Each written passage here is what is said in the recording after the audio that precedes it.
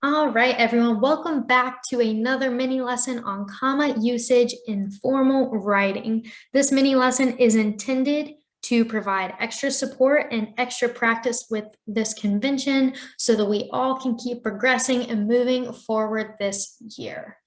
The first thing I would like you all to do is get your journals out and write these 3 sentences down coming from 1984, narrative of the life of Frederick Douglass, an American slave, and from The Very Hungry Caterpillar. Once you have each of the sentences written down, go ahead and highlight all of the commas in each sentence. So go ahead, pause the video, and resume it once you have it written down and highlighted. All right, so your journal should look like this, with each of the commas highlighted in each sentence. Now, you're going to take a minute and brainstorm. Do you notice anything that all of these sentences have in common? So, there's a hint. It has to do with structure and not content. Again, take a moment, pause the video, and jot down your thoughts in your journal. All right, so if you said something like there's a phrase sandwiched between 2 commas in each sentence, you would be correct, and that is called a non-restrictive element.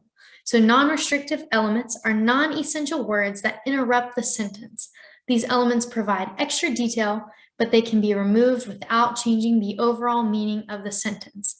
These non-essential interruptions need to have commas on both sides. Check out the visual at the bottom of the screen that has part of a sentence, a comma, the interrupter phrase, another comma, and the rest of the sentence. Take a moment, pause the video, and write this down in your journal. All right, so we're going to return to the 3 sentences that we have previously written down. Now you're going to underline the non-restrictive element or interrupter for each sentence and provide your reasoning behind what you underline all within your journal. I will do number 1 for you as an example. So the sentence says, outside, even through the shut window pane, the world looked cold. I'm going to underline the phrase that is between the 2 commas. And my reasoning is that this interrupter provides more context for looking outside, but it is not essential to knowing the overall meaning of the sentence that the world looked cold outside. So take a minute, do number 2 and number 3, and we will return and talk about them. All right, your sentence and reasoning for number 2 should look something like this. For the second sentence, you're going to want to underline, though not fluent in speech. Within this sentence, the interrupter describes Cousin Tom, but it is not essential to knowing the overall meaning of the inspiration to go to Baltimore. So Frederick Douglass was inspired to go by the description of the place, but the phrase, though not fluent in speech, just adds extra description to Cousin Tom. It may be beneficial for us as readers to know this description, but it is not essential to the clarity and understanding of the sentence. Your sentence and reasoning for number 3 should look something like this. He built a small house, comma, called a cocoon, comma, around himself. You should have underlined called a cocoon, and the reasoning behind that is that this phrase describes the small house, but it is not essential to knowing the overall meaning that the caterpillar did build a small house around himself. It may be beneficial to know this description just for a mental image, but it is not needed to fully understand what the sentence is talking about. So let's practice some more with other sentences. So this one says, their father gets up, swaying a little with drink and tiredness, and opens up the store. So you can pretend like the 2 brackets on either side of the phrase are handles of a basket, and you're going to want to lift that basket or phrase right out of the sentence. Pretend it's not even there to see if you know what the sentence is saying, the clarity. So because it's virtual, we'll just cover it up. Without this phrase, the sentence says, their father gets up and opens up the store. Are commas needed? Why or why not? Because this sentence just provides extra description, but does not give any more clarity to the sentence, commas are needed. The interrupter adds description, but is not essential to the meaning of the sentence. Therefore, the sentence should be written, their father gets up, comma, swaying a little with drink and tiredness, comma, and opens up the store. Another example is from To Kill a Mockingbird that says, everybody who goes home to lunch, hold up your hands. Again, pretend as though the potential placeholders for commas are handles of a basket and remove that phrase from the sentence to see if the meaning is still clear without it. So the sentence would read, everybody hold up your hands. Are commas needed? Why or why not? In this instance, commas are not needed because this is not an interrupter, as it is essential to knowing who should hold their hands up. The sentence should read, everybody who goes home to lunch, hold up your hands. Another example, this one a bit more complicated as there are multiple places where potential commas could be, says, on our left was the tomb of Sher Muhammad Khan, the finance minister of the first ruler of Swat, all overgrown with grass, and on our right, the snack factory.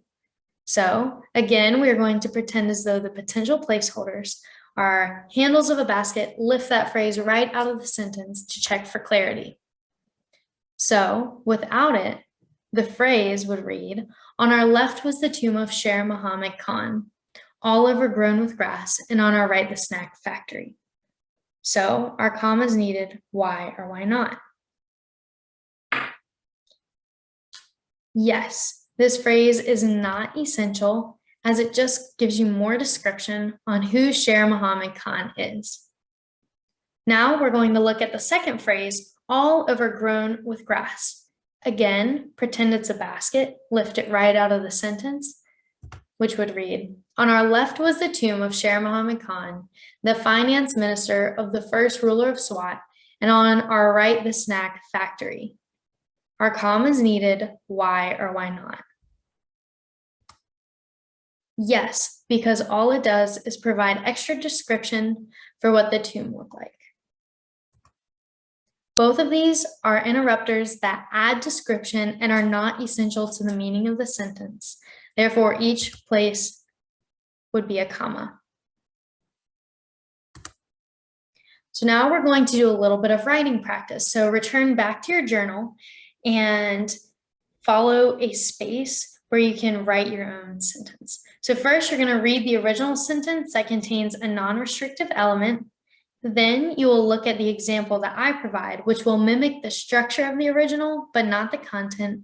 And you will then write your own sentence in your journal that follows this pattern. So one example from Jane Eyre by Charlotte Bronte reads, Eliza, who was headstrong and selfish, was respected.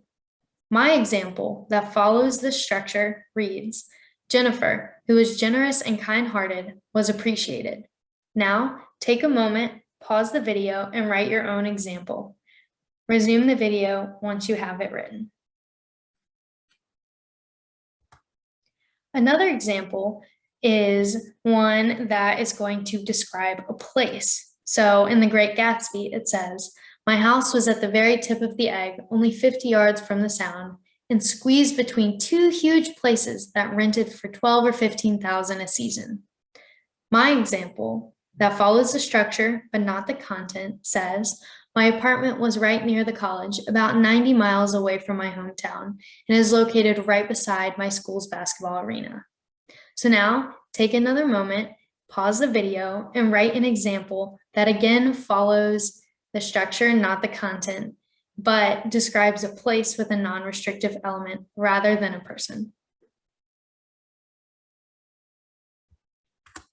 All right, now that you have gotten some more practice, some more clarity on what non-restrictive elements are and the commas that precede and follow them, we're going to do a little disclaimer. So to conclude this mini lesson, I do want to acknowledge that commas are part of the grammatical convention that perpetuate white mainstream English. So while we're learning about the uses and misuses, just know that they are not errors or wrong. They're just what follows the convention or what doesn't follow the convention. From an article written by Doug Glanville in 2020, that is actually linked at the bottom, so I'm circling it with my mouse. It is actually written that in the Constitution, the 13th Amendment states, neither slavery nor involuntary servitude, except as a punishment for crime, whereof the party shall have been duly convicted, shall exist within the United States or any place subject to their jurisdiction. That the comma before except in that phrase itself was actually used to rebuild the white South, a concession for the inconvenience of stripping them of their unpaid labor force. So we know that loopholes like this essentially re-enslaved the Black community within the South at this time, that although it was written into law, people still found loopholes and had social patterns that they followed that were not equal, not equitable, and not fair. So it is our job to understand that while these grammatical conventions are generally what is followed in the school system now, they can still perpetuate and still do perpetuate white mainstream English that has not been a fair experience, even in the Constitution of the United States. So yes, keep that in mind as we continue working with grammar in the future. And when I see you next, I will take a look at your journals, see how you're doing, check in with y'all. And if you have any questions, comments, concerns, please let me know. Thanks so much for tuning in.